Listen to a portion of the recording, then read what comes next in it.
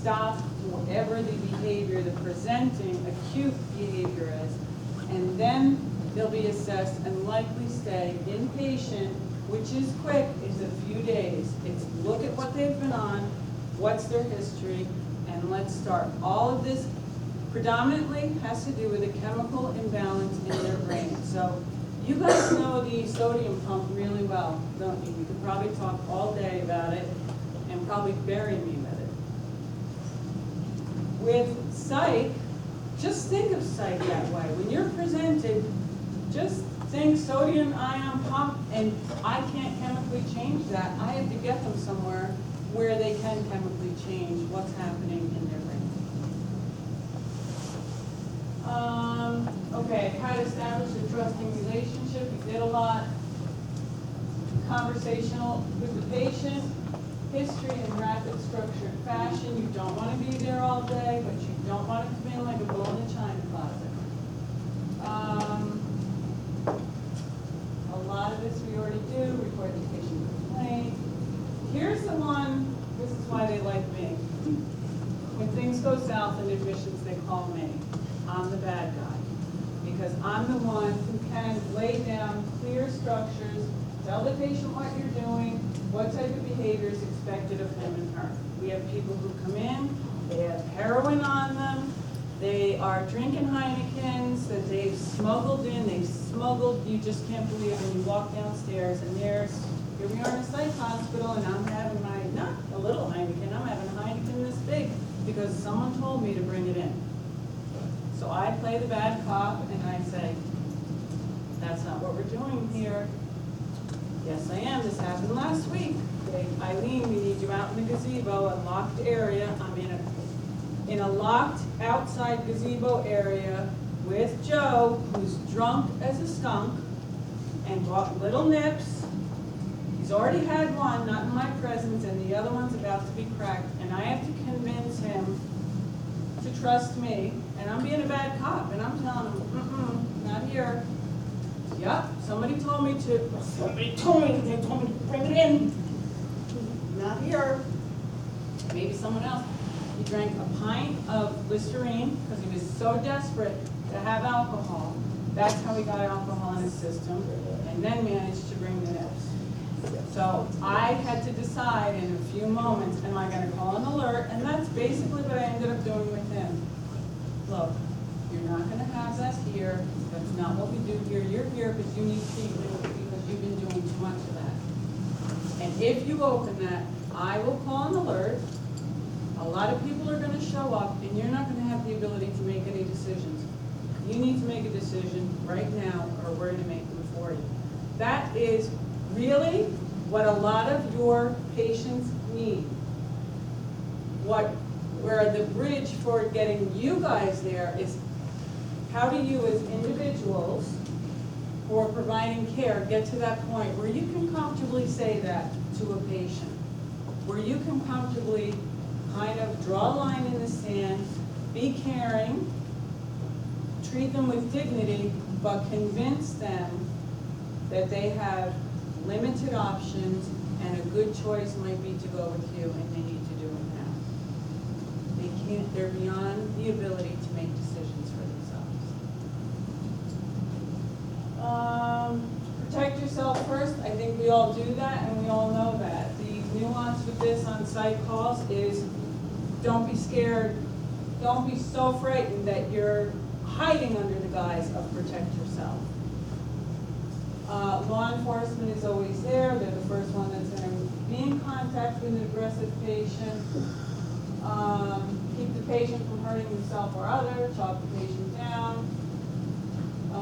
Communicate your goal and behavioral expectations. That's over and over and over. And sometimes you might find you do need to be a broken record with the patient. Okay. Are we good on? We talked about whether the suicide is a cry for help or something they truly need to do. That's not up for us to decide. We talked a bit about that.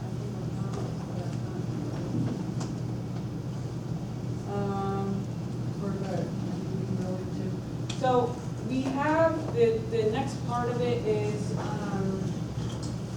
similar to what Mrs. Boyda has done in EMT class, and I sort of went back and forth. Will it work in a class this big? And I just feel like we're going to try it. Some of it is funny, and some of it is your peers are victims, and some of you are going to be called on to be EMTs. All I ask is that you do try to maintain composure for the purpose of, just imagine, go through in your own mind perhaps what you might be doing on the very same call, and we can, do a disposition of what the crew did right, what the interaction was, and how we might manage it. So I'm basically going to just pick 4 EMTs or aspired EMTs at random to just come and demonstrate how you would treat the specific patient that being passed around right now. So Bridget, if you want to come up, Nikolai, Patrick, and you're going to be the EMT. And then the victims, if you want to come here, you know who you are. That's fine.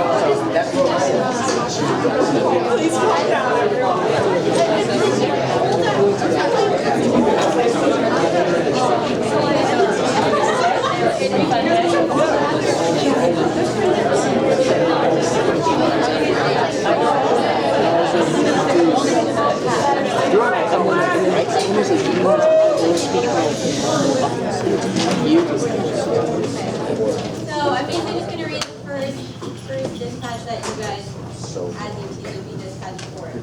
A 47-year-old male at home you're dispatched for a 47-year-old male at home, and patient's wife reports that he has been vomiting and shaking. There is place on scene. So your patient is Brian. Okay. You play the ball.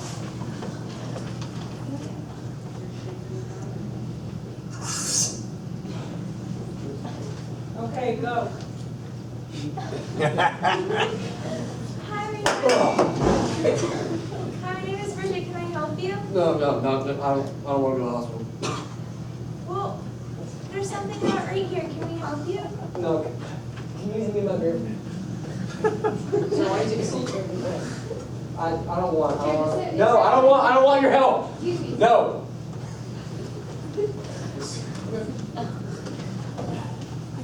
So what's going on today?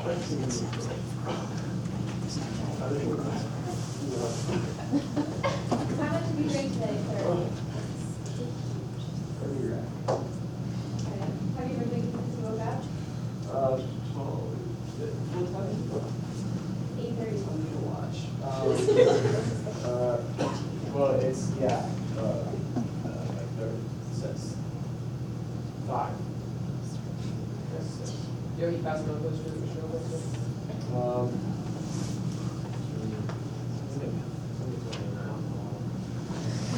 My wife thinks she goes to stupid classes. Makes me so angry. Do you usually drink a 30-pack a day, or is this? Yeah. Someone is drinking it. It's hard for me to find a place to drink it. What's different today? Why were we called today? I don't know, but somebody else called it. Are you feeling unusually sick? Yeah. Yeah. But I want to go last Feeling any pain, sir? No. So I think the mental condition you are in now, I think you're doing, you need to take you to the hospital to get checked out. I think you're obviously I don't shaking, you're disorganized. Maybe that's the other one. I can't do my job. You don't know. You don't know my boss. You don't know what he's like. Brian, by going in the hospital. You don't know my name.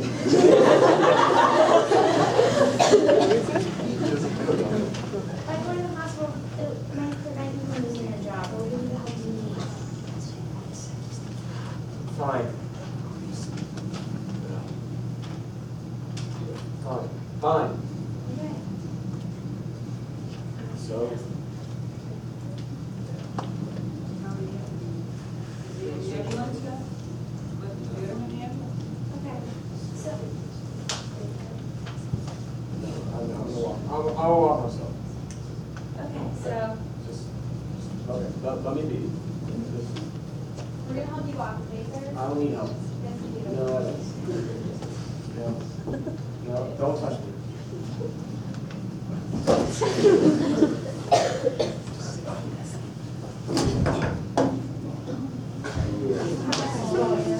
Okay.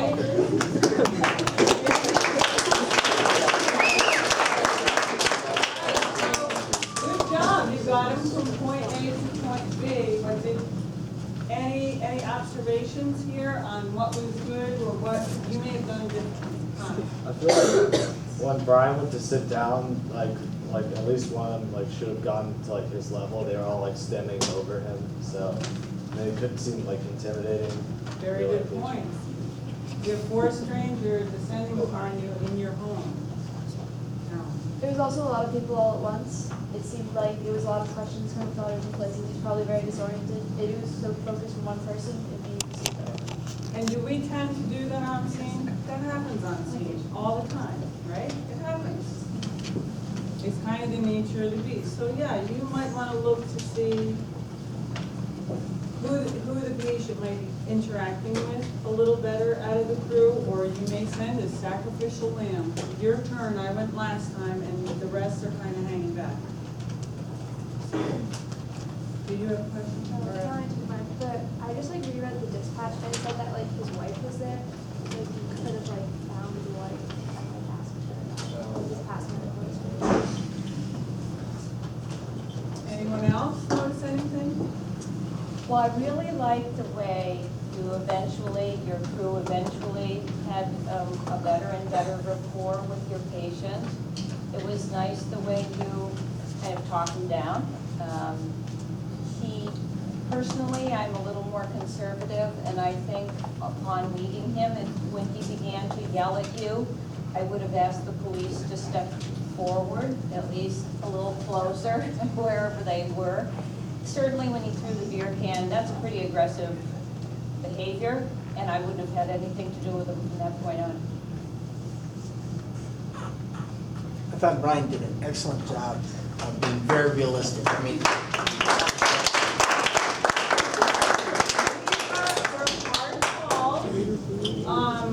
I wanted this one to be a little bit differently, this is fine. I actually wanted this one to be Brian shaking and in withdrawal. And then someone take vitals, and his vitals are through the roof. Okay, so he would have had a blood pressure of 198 over 110. His pulse would have been over 100.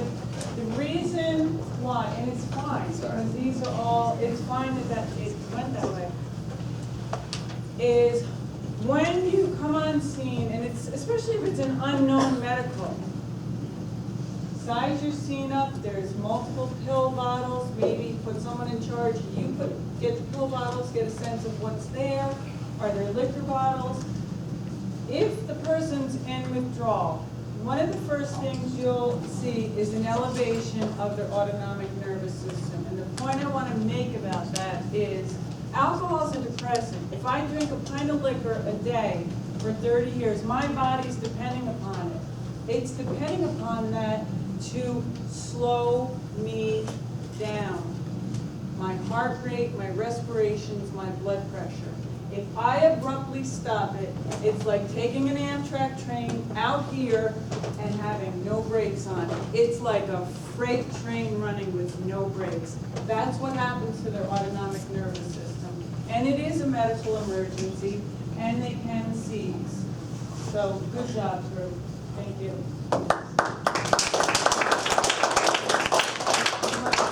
So we're gonna have next crew appointed, the next victim come up and. Oh, yeah, let's do the next crew. Okay, That's okay. all right, JT, Connor, See, that was like, I did not call it just like and that. Madeline. And you did a great job.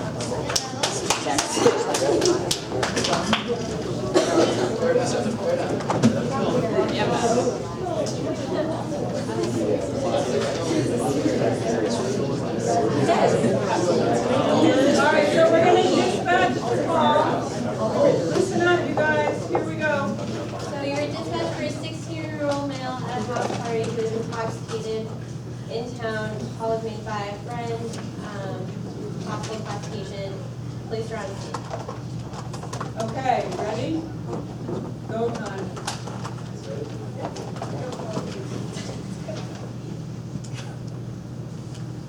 Hey, sir, how are we doing today? A little tired? You need help with anything? I'm Connor. I'm here to help. Can I do anything for you? Can you tell me what's been happening?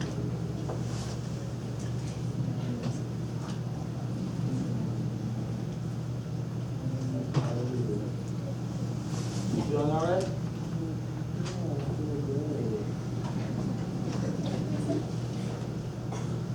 Hi, what's your name?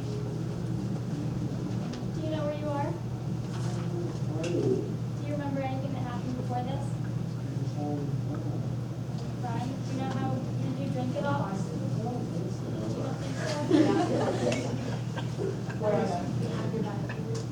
Almost off the bus. Did you see anything that was Do dragged? you know what the date is? Yeah, it was just You know where you are?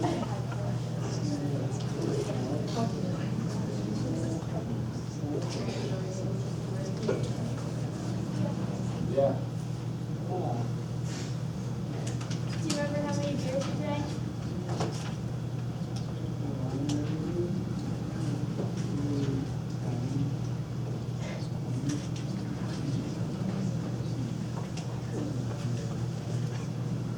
Well, sir, we want to help you, so can we help you?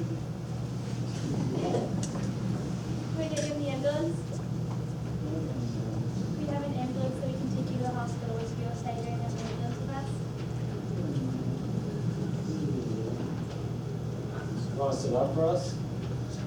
Should be easier to talk.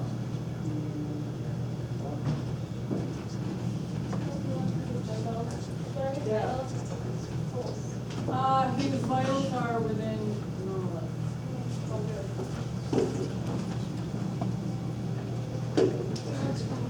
Yeah, he says maybe later.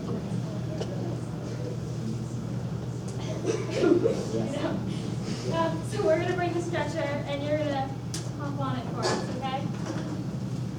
You can lie down on that also, okay? And bring me evidence. So, He doesn't remember how much he does about it, so. your glasses?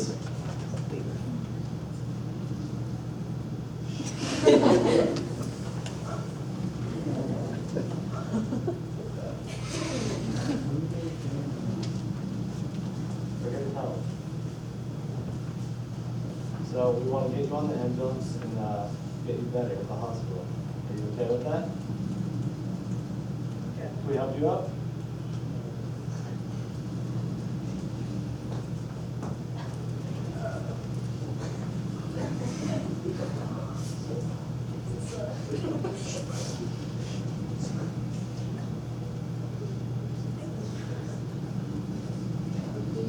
go over there?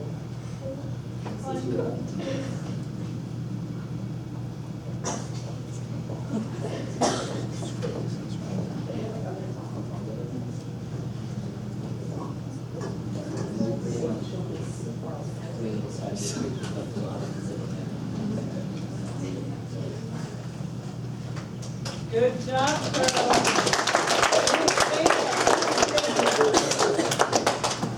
Because we're gonna I think the crew did a great job. Does anybody have anything to add, subtract? I think one of the first things that we might have thought of was maybe he fell, and if he did, you have to, still see color on back where we'll see he's fine, you can't be sitting up like that. Very good point.